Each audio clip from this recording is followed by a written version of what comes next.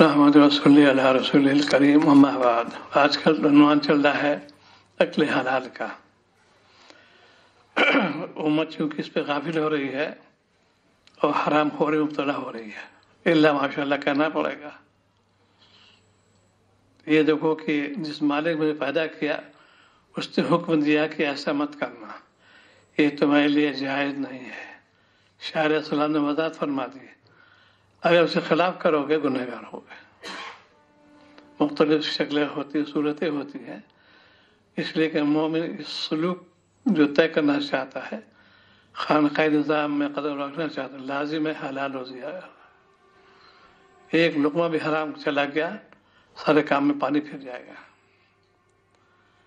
ایک بالٹی دودھ بہت صاف شفاف خالص دودھ ہے، دبا ہوا بالکل سامنے کا، ایک قطرہ پیشاب گر گیا ہے، حرمت پہ آ گیا وہ۔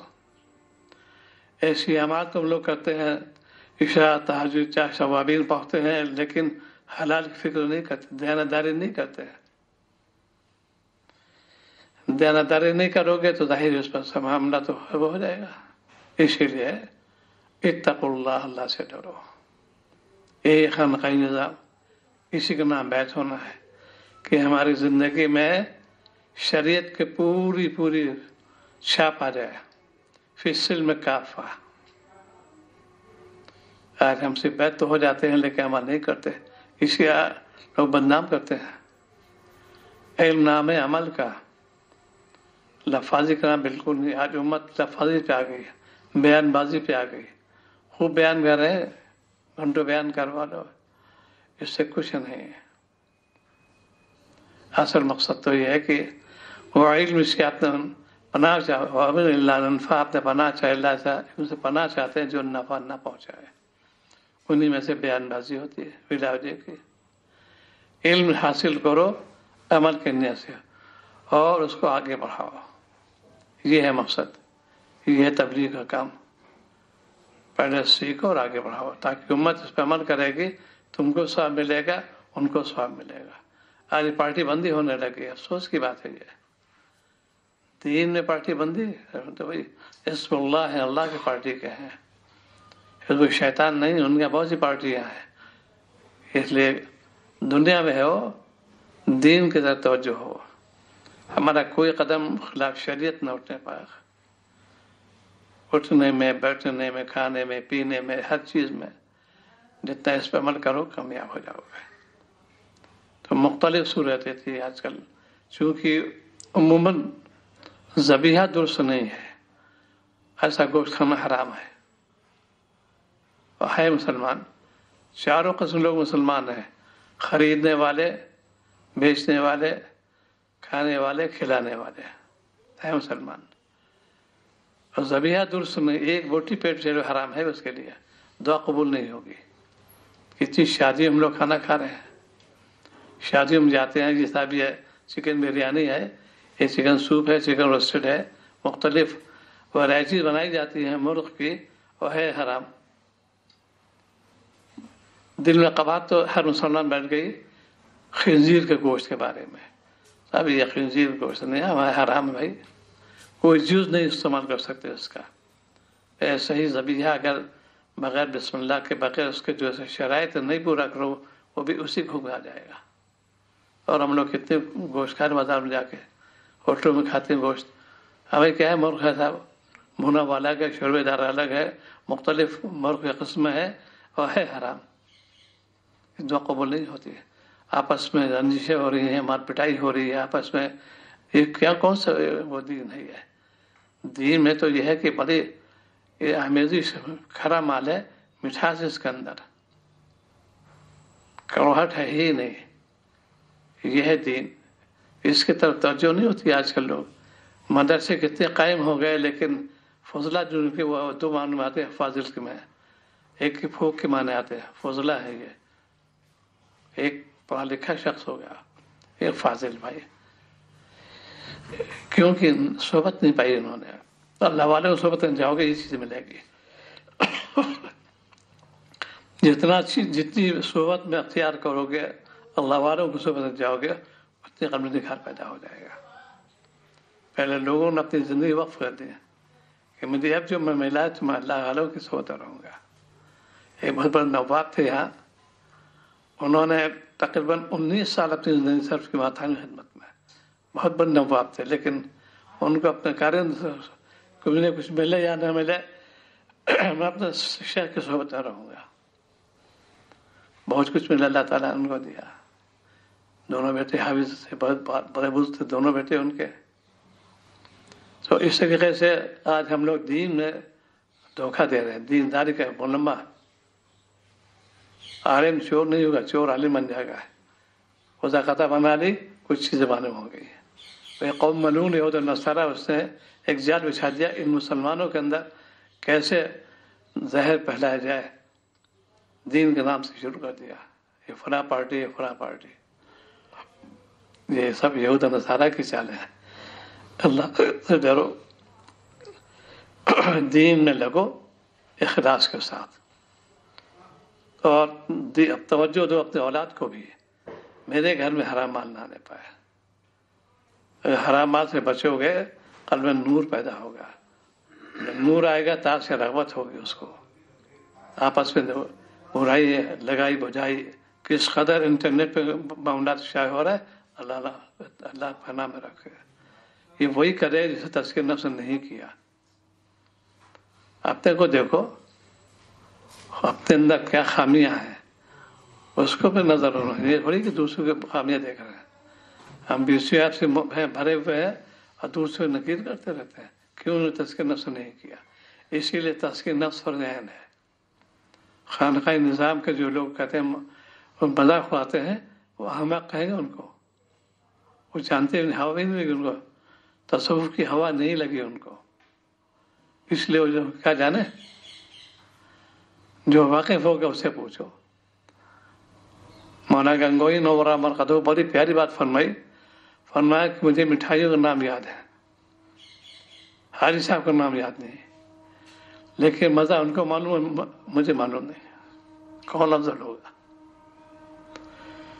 کتابی علم میرے پاس ہے، میں تو علامہ عثمان میں علامہ تھے وہ تو، لیکن عمل میں حاجی صاحب تھے آگے، اس لیے وہ خدمت جاتے تھے. وہی مثال دے، مٹھائیوں کا نام تو مجھ کو یاد ہے، ذائقہ معلوم نہیں. ان کو نام بالکل نہیں معلوم، ذائقہ سب کو معلوم. تو مختلف دور کے جو چیزیں کئی بات مجھے سنائی جا رہی ہیں، کیسے کیسے لوگ جو ہے یہ حرام چیز، بہت کئی چیز سنا چکا ہوں. آج 28واں مرحلہ ہے. فرماتے ہیں رشوت کی ایک باریک شکل جس میں ابتلا عام ہے، عام طور پہ ہوتا.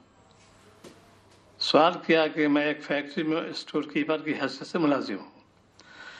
ہمارے پاس جو مال ہوتا ہے، یعنی جو چیز فیکٹری کے لیے آتی ہے، اس کی خرید و فروخت وغیرہ ہمارے سے سیٹ یعنی فیکٹری کے مالک کرتے ہیں. ریٹ وغیرہ مال سپلائی کرنے والے سے خود طے کرتے ہیں. میرا کام صرف یہ ہوتا ہے کہ جب فیکٹری میں مال آئے اس کو چیک کروں کہ مال صحیح ہے یا خراب، یا وزن میں کم تو نہیں. وہ چیک کر کے وصول کرتا ہوں. مال بھی صحیح ہوتا ہے، وزن بھی ٹھیک ہوتا ہے، مگر مال سپلائی کرنے والے مجھے فی نگ 5 روپے کمیشن دیتے ہیں. ان کا کہنا ہے کہ جن لوگوں کے پاس ہمارا مال جاتا ہے یہ کمیشن ہم سب کو دیتے ہیں. یہ کمیشن مجھے خود دیتے ہیں، میں اسے نہیں مانگتا. اور میں نے ان کو اس بات سے آگاہ کیا ہوا ہے کہ اگر مال کا وزن کم ہوا یا خراب ہوا تو میں واپس کر دوں گا. اگر سیٹ یعنی مالکوں نے کہا کہ ان سے مال منگواؤ تو آپ کے آرڈر دوں گا، ورنہ نہیں. لیکن مالکان فیکٹری کو یہ معلوم نہیں ہے کہ ہمارا اسٹور کیپر اسے کمیشن لیتا ہے. تو کیا یہ میرے لیے جائز ہے یا حرام ہے؟ فرمایا کہ ان لوگوں کی آپس سے رشتہ داری تو ہے نہیں. آپ کو تحفہ دیں نہ آپ ان کے پیرزادے ہیں، آپ ان کی خدمت میں پیش کریں. اب سوائے رشوت کے اس کے علاوہ اور کیا ہو سکتا ہے؟ اس لیے آپ کے کمی لینا جائز نہیں.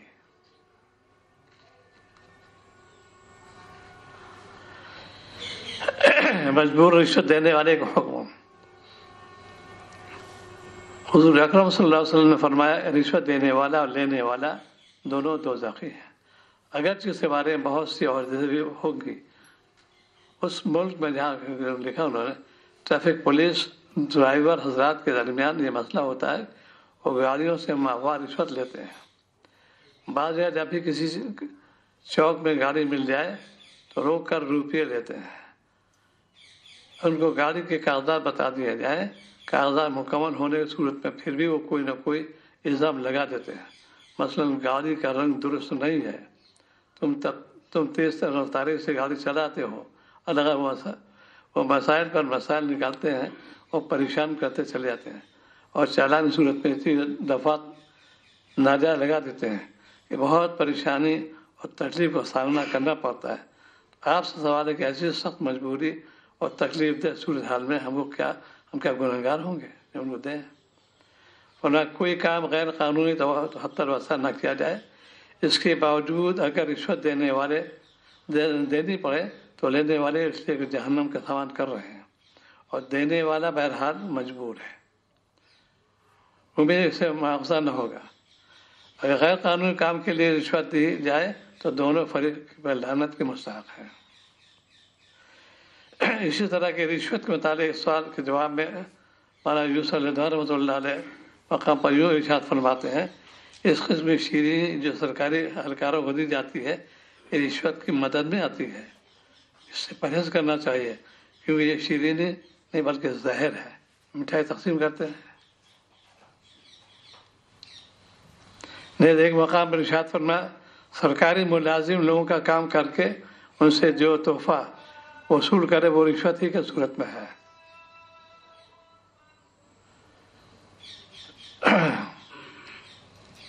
किसी मुलाजिम का मुलाजमत के दौरान लोगों से पैसे लेना, किसी मुलाजिम को मुलाजमत दौरान तो तनख्वाह के अलावा कोई शख्स खुश होकर कोई पैसे दे तो क्या जायज़ है या नाजायज़ है? क्योंकि लोग कहते हैं कि हमने उनसे मांगते नहीं और ना किसी दिल का दुखाते हैं, तो ये तो रिश्वत तो नहीं है। आप बताइए सुन्नत की रोशनी में बताइए कि यह जायज़ या नहीं। फरमाया कि अगर काम कराने का मौका देते हैं तो रिश्वत है, ख्वाह मांगे या ना मांगे। अगर दोस्ती या अज़दारी में ये हदिया देते तो ये ठीक है। ठेकेदार अफसरान को रिश्वत देना।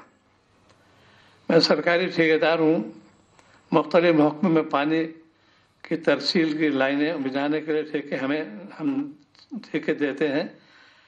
हमारे साथ एक मजबूरी इस काम में यह है कि महकमे के अफसरान जो कि इस काम पर मामूल होते हैं उनको हमें लाजमी तौर पर उनके अहदों के मुताबिक कुछ फीसद देना पड़ता है, जो कि खुद इनके जेब में नहीं जाता है। अगर ऐसा ना करें तो ये अफसरान कामों में रुकावट डालते हैं। अगर हम 100% काम सही करें, जब भी उनमें नक्स निकाल कर हमारे पैसे रुकवा देते हैं, ये हमारे काम ही बंद करवा देते हैं। इसका क्या हुक्म है? फरमा रिश्वत की ऐसा नासूर है जिसे पूरे मुल्क का निज़ाम तल पलट कर दिया है। जिन अफसरों के मुँह कोई हराम खून लग जाता है वो उनकी ज़िंदगी को भी तबाह कर देता है और मुल्क के निज़ाम को भी तज़ल्ज़ुल में कर देता है। जब तक सरकारी अफसरों का और कारिंदों के दिल में अल्लाह ताला का खौफ और क़यामत के दिन के हिसाब किताब और क़ब्र की तन्हाई में इन चीज़ों की जवाबदेही का एहसास पैदा न हो, तब तक उनमें कैंसर का कोई इलाज नहीं है। इनमें से कैंसर क्या होता है?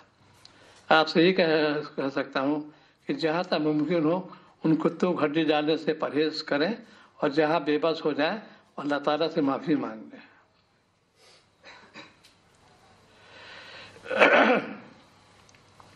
नाजायज़ कमाई बच्चों को खिलाने का गुनाह किस पर होगा? एक बाप ने बच्चों को नाजायज़ तरीक़े से कमाई हो दौलत खिलाता है, या तो बच्चे बालिग़ और समझदार हो जाते हैं।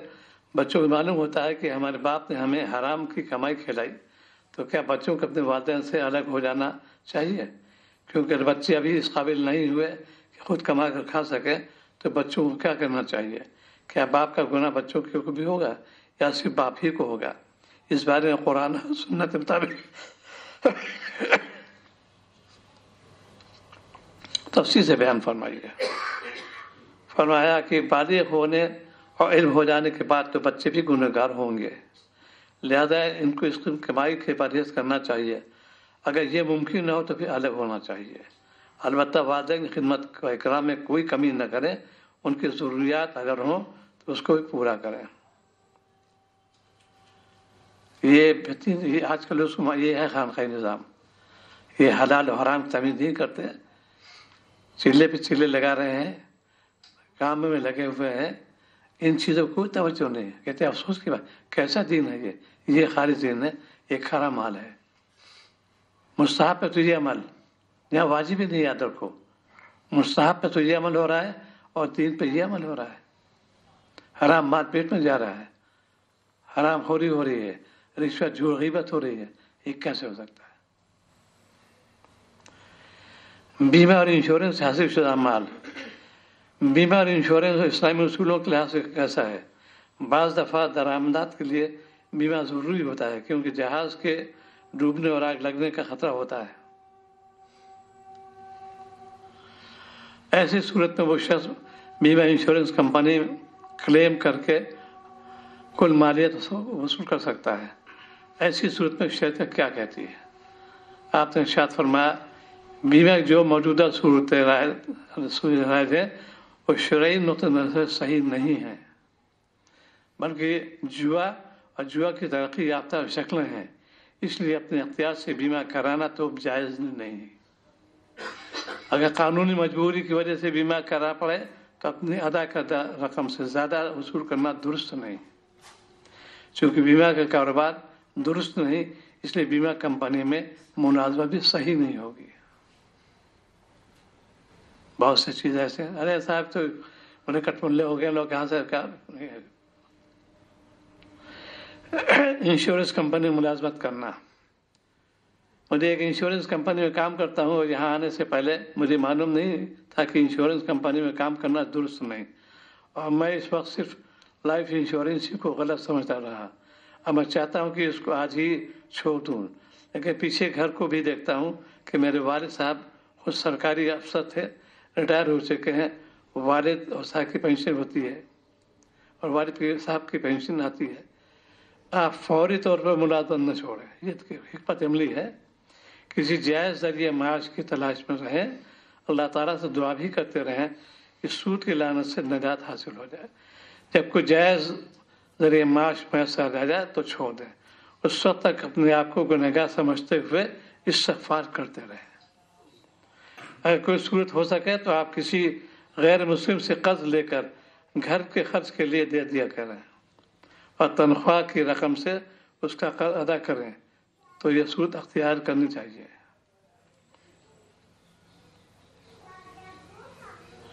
सवाल, ज़रूरी बात ये पूछनी है कि कंपनी के दो वक्त चाय मिलती है, वो चाय पीना कैसा है? जवाब फरमाया, न पिया करें, इसलिए को कहाँ से पैसा देंगे? बीमा कंपनी में बस एजेंट कमीशन लेना। एक बीमा कंपनी ने ऐलान किया, कोई भी शख्स अगर उसके एजेंट के तौर पर काम करेगा तो उसे मुनासिब कमीशन दिया जाएगा। आपसे मालूम करना है क्या ये कमीशन लेना जायज़ होगा? ये भी बताया कि आजकल 3 किस्तों में मुश्तमिल एक बीमा पॉलिसी चल रही है, जिस पॉलिसी होल्डर बीमा की मुद्दत के अख्तियार में अपने अदाशुदा रकम की दुगनी रकम वसूल कर सकता है। आप वज़ाहत फरमाएं, क्या यह रकम जायज़ होगी? फरमाया कि बीमा कंपनियों का मौजूदा निज़ाम सूद पर चलता है और सूद में कमीशन लेना कैसा होगा, इसको बयान करने की ज़रूरत नहीं। इसी तरह दुगनी रकम में भी बराबर का सूद शामिल होगा। गवर्नमेंट की मजबूरी से बीमा कराने का हुक्म, अगर बीमा हुकूमत की तरफ से लाजमी करार दिया जाए तो क्या यह रद्द अमल अख्तियार कर सकता है? बीमा सूद की एक शक्ल है, अख्तियारी हालत में कराना नाजायज़ है। लाजमी होने सूरत में कानूनी तौर से जिस कदर कम से कम मकदार बीमा कराने की गुंजाइश हो उसी पर इत्तेफाक करें। एक बात जो आजकल है कि सोहबत के बारे में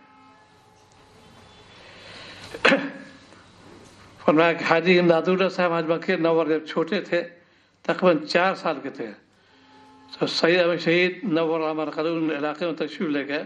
उस वक्त उन हसन साहब की गोद में दिया गया और सैयद साहब के तबरक बैत भी फरमा लिया। उसके असर देखिए कि फिर हाजी साहब बन गए, क्योंकि सैयद साहब के पास उनके शेख मियाँ जी नूर जंजानी नवर मरकज़ उनके शेख शाह अब्दुल रहीम वलायती जो सैयद साहब के खलीफा थे रहे और हाजी साहब ने इनकी सोबत अख्तियार की।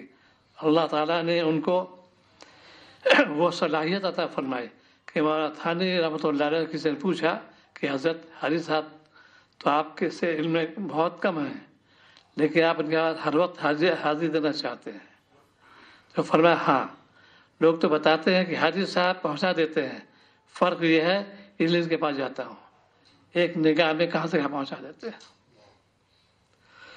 ऐसी एक मरतबा मौलाना गंगोई नवर मरकज़ अपने मस्जिद तशरीफ़ लाए तो एक देहाती आदमी वज़ू कर रहा था। मौलाना ने उसको देखा तो खड़े हो गए और बाद मुरीदीन से कहा जब ये वज़ू कर चुके उनको मुझसे मिला देना। नमाज हो गई, नमाज के बाद उनको बुलाया गया, पूछा तुम क्या करते हो? कहा कुछ नहीं, खेती किसानी करता हूँ। अल्लाह करता हूँ। कहा नहीं कुछ और बताओ। अल्लाह के असरात को तो मैं भी समझता हूँ कि कैसे पढ़ते, नमाज पढ़ने की असरात भी को भी जानता हूँ, लेकिन तुम्हारे अंदर कुछ और बात है। क्या कोई वाक़या तुम्हारे साथ पेश आया? उन्होंने कहा कि हज़रत रशीद रहमतुल्लाह अलैह मतलब हमारे इलाके में तशरीफ़ लाए। मैं छोटा सा था, मैं लोगों के बीच से निकलता हुआ उनके सामने जाकर खड़ा हो गया। उनकी नज़र मुझ पर पड़ गई। मौलाना गंगोई ने फरमाया बात समझ में आ गई, ये इसी का असर है कि तुम्हारे अंदर एक नूर निकल रहा है जो आसमान तक जा रहा है। तो आदमी जितना कवि होगा उतने ही असरात पड़ते हैं। और देहाती आदमी थे लेकिन सुन्नत के आशिक थे, ऐसे कारबन थे कि कोई सुन्नत से छूटी नहीं थी।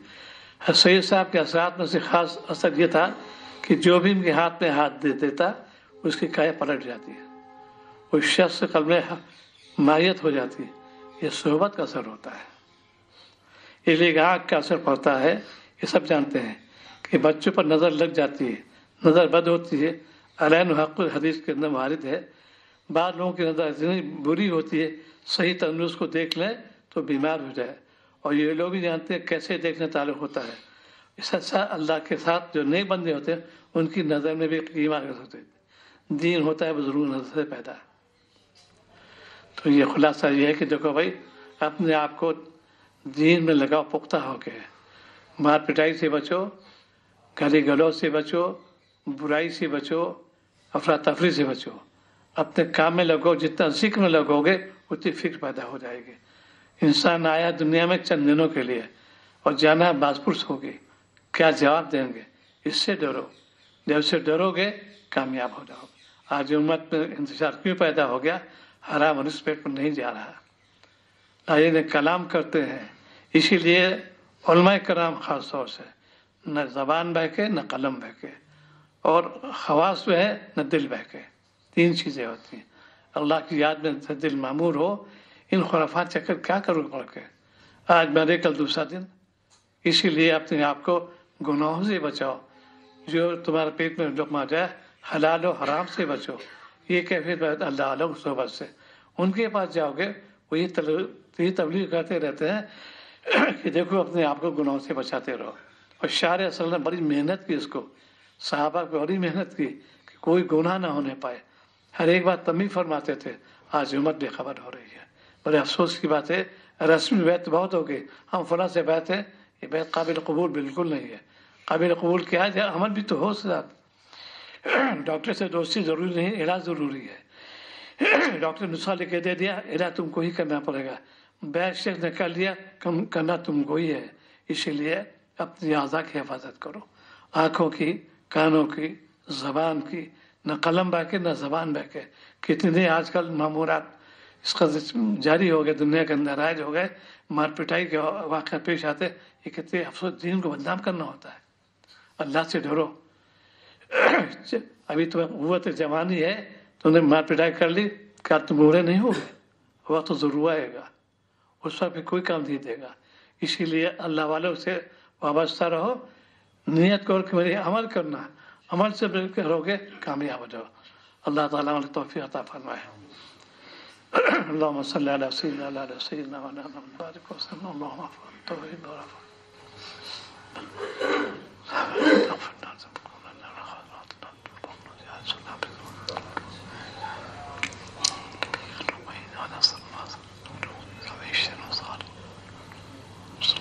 सल्लल्लाहु अलैहि वसल्लम। अब तुम सुना दो अगले हलाल वाली बात, नए लोग आते रहते ताकि बिस्मिल्लाह सुब्हानहू व तआला। अक्ल हलाल के समरात व बरकत। हलाल खाने से नंबर एक अच्छे अखलाक पैदा होते हैं, बुरे अखलाक से नफरत हो जाती है। नंबर दो नेक अमाल की तौफीक मिलती है। नंबर तीन इबादत में दिल लगता है। नंबर चार गुनाह से दिल घबराता है। नंबर पाँच क़ल्ब में नूर और मारिफत इलाही पैदा होती है। नंबर छः दुआ कबूल होती है। नंबर सात कमाई में बरकत होती है। नंबर आठ औलाद नेक और सालेह होती है। नंबर नौ अल्लाह और अल्लाह के महबूब सल्लल्लाहु अलैहि वसल्लम की रिज़ा नसीब होती है। नंबर 10 जन्नत में दाखिला और दोज़ख से नजात मिलती है। हराम की नहूसतें। नंबर 1 नेक आमाल की तौफीक नहीं मिलती। नंबर 2 अगर आमाल की तौफीक हो भी जाए तो हलावत नसीब नहीं होती। नंबर 3 आमाल और दुआ कबूल नहीं होते। नंबर 4 माल में बरकत नहीं होती। नंबर 5 बजाय अच्छे आमाल के बुरे आमाल का दाइया पैदा होता है। नंबर 6 औलाद पर बुरा असर पड़ता है। नंबर 7 अल्लाह और अल्लाह के रसूल सल्लल्लाहु अलैहि वसल्लम दोनों नाराज होते हैं। नंबर 8 हराम जिस रास्ते से आता है उसी रास्ते से निकल जाता है। नंबर 9 हराम खाने वाला जन्नत में न जाएगा। नंबर 10 हराम से पलने वाले गोश्त के लिए जहन्नम ही लायक वो सजावार है। अस्सलामुअल अज़ीम रब्बल अर्शिल अज़ीम अन यशफियक। अस्सलामुअल अज़ीम रब्बल अर्शिल अज़ीम अन यशफियक। अस्सलामुअल अज़ीम रब्बल अर्शिल अज़ीम अन यशफियक। अस्सलामुअल अज़ीम रब्बल अर्शिल अज़ीम अन यशफियक। अस्सलामुअल अज़ीम रब्बल अर्शिल अज़ीम अन यशफियक। अस्सलामुअल अज़ीम रब्बल अर्शिल अज़ीम अन यशफियक।